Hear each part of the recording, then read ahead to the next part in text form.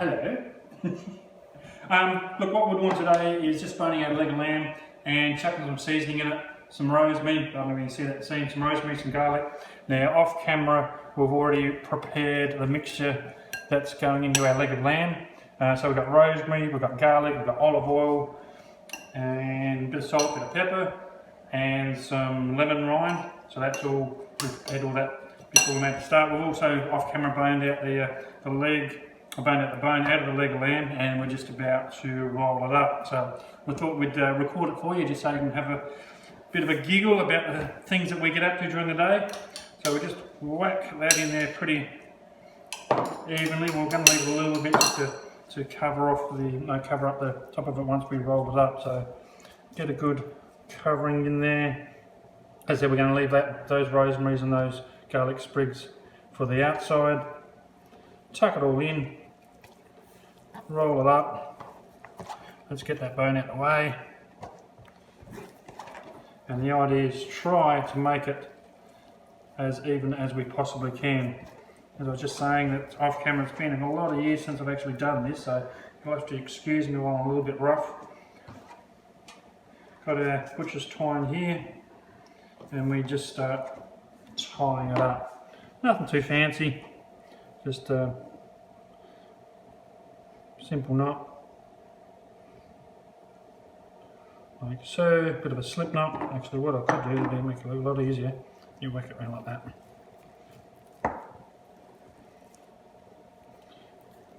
Because it's a slip knot in the string, not the band, and then you put another knot in the end of it just so it doesn't slip out. So simple as that, and just continue on. We've got a little bit of stuff oozing out the end here, but hey ho, as I said, it's been a lot of years since I've actually done this, so bear with me while I make my way through it.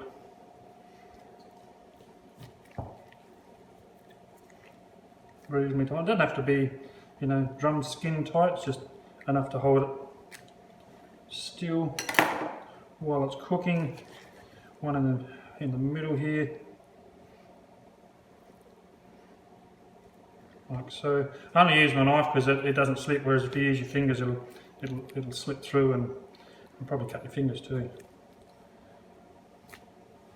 Like so. Yeah, we might get one on the end here, maybe, do you think?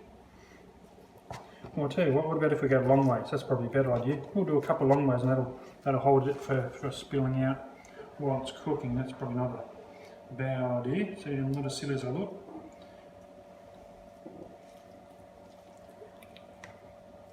So there's one.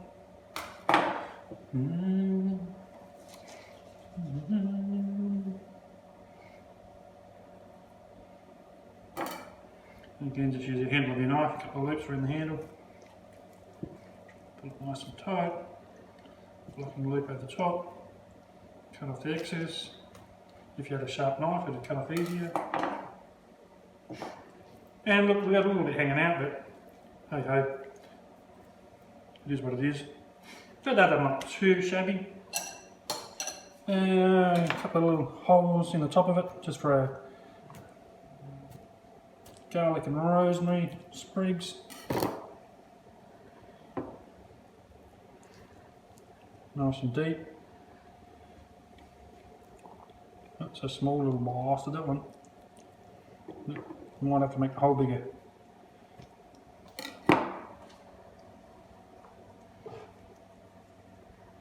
Get in there. There we go. I'm going to put in, what do you reckon, one more? Like so. Well, we could have almost, actually what we might do is we'll just tie that rosemary to the top of it. And then we'll put a mixture over top of that. That'll work for me. Don't have to be super tight, it's just enough to hold it there while it cooks. And of course after it's cooked we'll just cut those off. I don't know whether this is actually how you do it, but this is the way we're doing it.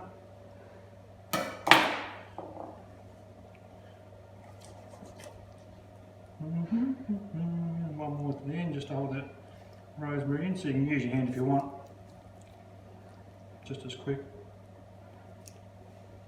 Like so. And then we get the remainder of our mixture.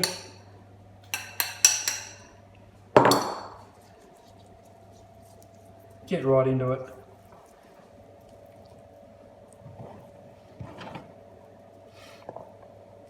There we go, ready to go in the oven.